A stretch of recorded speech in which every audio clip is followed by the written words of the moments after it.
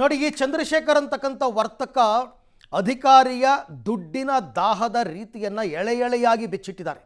ತಾನೆಷ್ಟು ಕಷ್ಟಪಟ್ಟಿದ್ದೇನೆ ಅಂತಕ್ಕಂಥದ್ದನ್ನು ಹೇಳ್ತಾರೆ. APMCಯಲ್ಲಿ ಮಳಿಗೆ ಮಂಜೂರಿಗೆ ಲಂಚದ ಆರೋಪ ಮಾಡಿರ್ತಕ್ಕಂಥದ್ದು ಚಂದ್ರಶೇಖರ್. ಅಧಿಕಾರಿಗಳ ದುಡ್ಡಿನ ದಾಹವನ್ನು ಬಿಚ್ಚಿಟ್ಟಿದ್ದಾರೆ ಈ ದೂರುದಾರ. ಅವ್ರು ಹೇಳ್ತಾರೆ, ಸರ್, ಒಂದು ಮಳಿಗೆಗೆ 20 ಲಕ್ಷ ಕೇಳ್ತಾರೆ ಸರ್. ಮದುವೆಯಾಗಿ 10 ದಿನಕ್ಕೆ ಹೆಂಡತಿಯ ಮಾಂಗಲ್ಯವನ್ನು ಅಡ ಇಟ್ಟಿದ್ದೀನಿ ಸರ್. ಲಂಚ ಕೊಡೋದಕ್ಕೆ ಕಷ್ಟಪಟ್ಟು ದುಡ್ಡು ಹೊಂದಿಸಿದ್ದೀನಿ. ದುಡ್ಡು ಕೊಟ್ಟರು ಮಳಿಗೆ ಹಸ್ತಾಂತರ ಮಾಡಿಲ್ಲ ಸರ್. ದುಡ್ಡು ವಾಪಸ್ ಕೇಳಿದ್ರೂ ಕೊಟ್ಟಿಲ್ಲ, ಮಳಿಗೆನೂ ಕೊಟ್ಟಿಲ್ಲ ಅಂತ ಹೇಳ್ತಾ ಇದ್ದಾರೆ. APMC ಕಾರ್ಯದರ್ಶಿ ದೊರೆಸ್ವಾಮಿ ವಿರುದ್ಧ ದೂರುದಾರ ಚಂದ್ರಶೇಖರ್ ಆರೋಪ. ಪಬ್ಲಿಕ್ ಟಿವಿಯಲ್ಲಿ ಇದು ಮತ್ತೊಂದು ಬಿಗ್ ಎಕ್ಸ್ಪೋಸ್. ಯಾವ ರೀತಿ ಸರ್ಕಾರದಲ್ಲಿ ಭ್ರಷ್ಟಾಚಾರ ತಾಂಡವವಾಡ್ತಾ ಇದೆ. ಪ್ರತಿ ಇಲಾಖೆಯಲ್ಲೂ ದುಡ್ಡು ಬಿಚ್ಚದೆ ಯಾವ ಕೆಲಸನೂ ನಡೆಯಲ್ಲ. ಜನರ ರಕ್ತವನ್ನು ಹೀರ್ತಾ ಇದ್ದಾರೆ ಅಧಿಕಾರಿಗಳು. APMCಯಲ್ಲಿ ಮತ್ತೆ ಲಂಚಾವತಾರದ ಕೂಗು ಎದ್ದಿದೆ. ಜೊತೆಗೆ ವರ್ತಕರು ದುಡ್ಡನ್ನು ಕೊಟ್ಟು ಲಕ್ಷ ದುಡ್ಡನ್ನು ಕೊಟ್ಟು ದಾಸನಪುರದಲ್ಲಿ ಮಳಿಗೆಗಳನ್ನು ಪಡೆದುಕೊಳ್ಬೇಕಾದಂತಹ ಪರಿಸ್ಥಿತಿ ಇದೆ. ಹೆಂಡತಿಯ ಮಾಂಗಲ್ಯ ಸರವನ್ನೇ ಅಡವಿಟ್ಟು ಒಬ್ಬರು ದುಡ್ಡನ್ನು ಕೊಟ್ಟಿದ್ದಾರೆ. ಆ ವರ್ತಕರು ನಮ್ಮ ಜೊತೆ ಇದ್ದಾರೆ. ನಿಮ್ಮ ಹತ್ರ ಎಷ್ಟು ದುಡ್ಡು ಕೇಳ್ತಾ ಇದ್ದಾರೆ ಅಲ್ಲಿ ಅಧಿಕಾರಿಗಳು? ಎಷ್ಟು ದುಡ್ಡು ಕೊಟ್ಟಿದ್ದೀರಾ ಈಗ?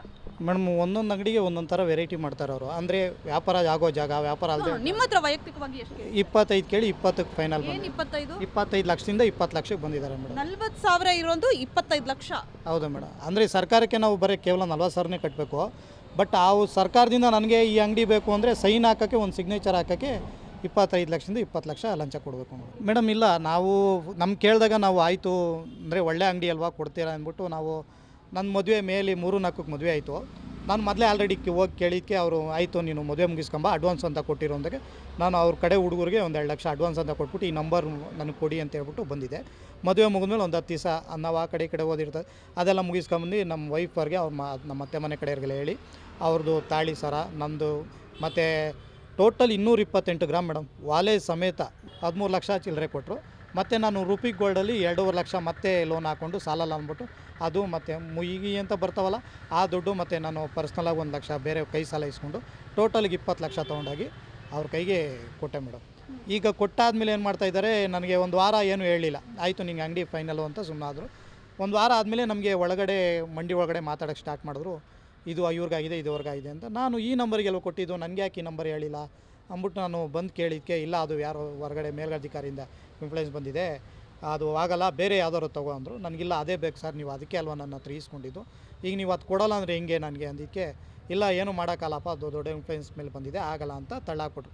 ನಾವು ಅದಕ್ಕೆ ಏನಂದು, ಸರಿ ನಮ್ಮ ದುಡ್ಡಾರು ವಾಪಸ್ ಕೊಟ್ಬಿಡಿ, ನೀವು ಅಮೌಂಟ್ ಅಂತೂ ರಿಟರ್ನ್ ಬರೋಕ್ಕಲ್ಲ, ಮೇಲಧಿಕಾರಿಗಳಿಗೆ ಹೋಗ್ಬಿಟ್ಟಿದೆ, ನಾವೇನು ಮಾಡೋಕ್ಕಾಗಲ್ಲ ಅಲ್ಲಿಲ್ಲ ಅಂತ ಈ ಥರ ಸೊಬೂಬನ್ನು ಕೊಡ್ತಾಯಿದ್ದಾರೆ. ಈಗೇನೋ ಹೇಳೋಕ್ಕೋದ್ರೆ ಮಾನನಷ್ಟ ಮೊಕದ್ದಮೆ ಹಾಕ್ತೀನಿ, ನೀನು ನನ್ನ ಬ್ಲ್ಯಾಕ್ ಮೇಲ್ ಮಾಡೋಕ್ಕೆ ಬರ್ತಾಯಿದ್ಯಾ, ನಿನ್ನ ಸುಮ್ಮನೆ ಬಿಡಲ್ಲ, ನೋಡು ನೀನು ಏನು ಮಾಡ್ತೀನಿ, ಈ ಥರ ಬೆದರಿಕೆ ಹಾಕ್ತಾರೆ ಮೇಡಮ್. ಈಗ ಅಧಿಕಾರದಲ್ಲಿರೋರು ನಾವು ಬಡಪಾಯಿಗಳು ನಿರ್ಗತಿಗೆ ನಾವು ಏನು ಮಾಡ್ಬೇಕು ಹೇಳ್ರಿ, ಯಾರ ಮೇಲೆ ಅಂತ ನಾವು ಇದು ಮಾಡೋಕ್ಕಾಯ್ತದೆ? ಇದು ವರ್ತಕರ ಆರೋಪ. ಕ್ಯಾಮ್ರಾ ಪರ್ಸನ್ ರವಿ ಜೊತೆ ಪವಿತ್ರ ಕಡ್ತಾರ, ಪಬ್ಲಿಕ್ ಟಿವಿ, ಬೆಂಗಳೂರು. ಬಗ್ಗೆ ಮತ್ತಷ್ಟು ಮಾಹಿತಿ ನನ್ನ ಕೊಲೀಗ್ ಪವಿತ್ರ ಅವರಿಂದ ಪಡ್ಕೊಳ್ಳೋಣ. ಪವಿತ್ರ, ಭ್ರಷ್ಟಾಚಾರ ಪ್ರತಿ ಇಲಾಖೆಯಲ್ಲೂ ಕೂಡ ತಾಂಡವವಾಡ್ತಾ ಇದೆ, ಗೊತ್ತಿರುವಂತಹ ವಿಚಾರ. ಬಟ್ ಇಲ್ಲಿ ಭ್ರಷ್ಟಾಚಾರದ ಜೊತೆಗೆ ವಂಚನೆ ಕೂಡ ಆಗ್ತಾ ಇದೆ. ಅಂದರೆ ಲಂಚನೂ ಇಸ್ಕೋತಾರೆ, ಕೆಲಸನೂ ಮಾಡಿಕೊಡಲ್ಲ, ಕೊನೆಗೆ ಆ ದುಡ್ಡು ಕೇಳಿದ್ರೆ ವಾಪಸ್ಸು ಕೊಡಲ್ಲ ಅಂತಂದರೆ ಹೆಂಗೆ? ಇದೆಲ್ಲ ಮೇಲಧಿಕಾರಿಗಳ ಗಮನಕ್ಕೆ ಬಂದಿದೆಯೋ ಬಂದಿಲ್ವೋ, ಅಥವಾ ಅವರೂ ಶಾಮೀಲಾಗಿದ್ದಾರಾ ಅಂತ? ಅರವಿಂದ್, ಈ ಹಿಂದೆ ಕೂಡ ವರ್ತಕರು ಆರೋಪವನ್ನ ಮಾಡಿದ್ರು. ಆಗ್ಲೂ ಕೂಡ ಪಬ್ಲಿಕ್ ಟಿವಿ ವರ್ತಕರ ಆರೋಪವನ್ನ ಬಿಂಬಿಸಿತ್ತು, ಬಿತ್ತರಿಸಿತ್ತು ಆ ಸುದ್ದಿ. ಆಗ ಕೂಡ ಸಚಿವರು ಭರವಸೆಯನ್ನ ಕೊಟ್ಟಿದ್ರು, ಇಲ್ಲ ಈ ರೀತಿ ಅಪರಾಧ ಎಸಗಿದಂತಹ ಅಧಿಕಾರಿಗಳ ವಿರುದ್ಧ ಕ್ರಮವನ್ನ ಕೈಗೊಳ್ತೀವಿ ಅಂತ. ಆದ್ರೆ ಸಚಿವರ ಗಮನಕ್ಕೆ ಬಂದ್ರೂ ಕೂಡ ಇದುವರೆಗೆ ಯಾವುದೇ ಆಕ್ಷನ್ ಆಗಿಲ್ಲ. ಇದರ ಪರಿಣಾಮ ಇನ್ನಷ್ಟು ವರ್ತಕರ ಬಳಿಯಲ್ಲಿ ಲೂಟಿಗೆ ಇಳಿದಿದ್ದಾರೆ. ಯಾವ ರೀತಿ ಅಂದ್ರೆ, ಚಂದ್ರಶೇಖರ್ ನೇರವಾಗಿ ಆರೋಪವನ್ನ ಮಾಡ್ತಾ ಇದ್ದಾರೆ, ಜ್ಯೇಷ್ಠತೆಯ ಆಧಾರದಲ್ಲಿ ನನಗೆ ಕೊಡಬೇಕಾಗಿತ್ತು ಮಳಿಗೆ. ಈಗ ಸರ್ಕಾರದ ರೇಟ್ ಅನ್ನ ನೋಡೋದಾದ್ರೆ ಅರವಿಂದ್, 45ರಿಂದ 50 ಸಾವಿರ ಮುಂಗಡ ಹಣವನ್ನ ಪಾವತಿ ಮಾಡಬೇಕು, ಜೊತೆಗೆ ಬಾಡಿಗೆ ಇಂತಿಷ್ಟು ಅಂತ ಫಿಕ್ಸ್ ಆಗಿರುತ್ತೆ. ಆದ್ರೆ ಇವ್ರು ಕೇಳ್ತಾ ಇರುವಂತಹ ಲಂಚದ ರೇಟ್ ಕಾರ್ಡ್ ಅನ್ನ ನೋಡ್ತಾ ಇದ್ರೆ ಗಾಬರಿ ಆಗೋಗುತ್ತೆ. 20 ಲಕ್ಷ ಕೇಳ್ತಾ ಇದ್ದಾರೆ. ಅದು ಎ ಬ್ಲಾಕ್ ನ ಫ್ರಂಟ್ ಸೈಡ್ ಮಳಿಗೆ ಆದ್ರೆ 50 ಲಕ್ಷ ಕೇಳ್ತಾರಂತೆ. 50 ಲಕ್ಷ ಕೊಟ್ಟು ಅವರಿಗೆ ಮಳಿಗೆಯನ್ನ ತೆಗೆದುಕೊಳ್ಬೇಕು. ಹಾಗೆ ಕೊಟ್ಟವರು ಇದ್ದಾರೆ ಅನ್ನುವಂತಹ ಆರೋಪವನ್ನು ಕೂಡ ಮಾಡ್ತಾ ಇದ್ದಾರೆ. ಈ ಚಂದ್ರಶೇಖರ್ ವಿಚಾರದಲ್ಲಿ ಅವರು ಮದುವೆಯಾಗಿ 10 ದಿನಕ್ಕೆ ತನ್ನ ಪತ್ನಿಯ ತಾಳಿಯನ್ನು ಕೂಡ ಅಡವಿಟ್ಟು, ಮಾಂಗಲ್ಯ ಸರವನ್ನ ಅಡವಿಟ್ಟು ದುಡ್ಡು ಹೊಂದಿಸುವಂತಹ ಪರಿಸ್ಥಿತಿ. ಇಲ್ಲದೆ ಇದ್ರೆ ನನಗೆ ವ್ಯಾಪಾರಕ್ಕೆ ಕೂತಾಗುತ್ತೆ ಅನ್ನುವಂತಹ ಆತಂಕ ಅವ್ರದ್ದು. ಯಾಕಂದ್ರೆ ಅವರೆಲ್ಲ ಯಶವಂತಪುರದಲ್ಲಿ ಇದ್ದವರು, ಅವ್ರನ್ನ ದಾಸನಪುರಕ್ಕೆ ಶಿಫ್ಟ್ ಮಾಡಲಾಗಿತ್ತು. ಸೊ ಹಾಗಾಗಿ ಆ ದಾಸನಪುರಕ್ಕೆ ಶಿಫ್ಟ್ ಮಾಡುವಂತಹ ಸಂದರ್ಭದಲ್ಲಿ ಜ್ಯೇಷ್ಠತೆಯ ಆಧಾರದಲ್ಲಿ ಕೊಡದೆ ಯಾರ್ಯಾರು ದುಡ್ಡು ಕೊಡ್ತಾರೋ ಅವ್ರಿಗಷ್ಟೇ ಮಳಿಗೆಯನ್ನ ಪಾವತಿ ಮಾಡ್ತಾ ಇರುವಂತದ್ದು. ಸೊ ಹೀಗಾಗಿ ಈ ರೀತಿಯ ದೊಡ್ಡ ಮಟ್ಟದ ಸಮಸ್ಯೆಯಾಗಿದೆ. ಸಚಿವರ ಗಮನಕ್ಕೆ ಬಂದಿದ್ರು ಕೂಡ ಆಕ್ಷನ್ ತೆಗೆದುಕೊಂಡಿಲ್ಲ ಅನ್ನುವಂಥದ್ದು ಆರೋಪ. ರೈಟ್. ಹಾಗೆ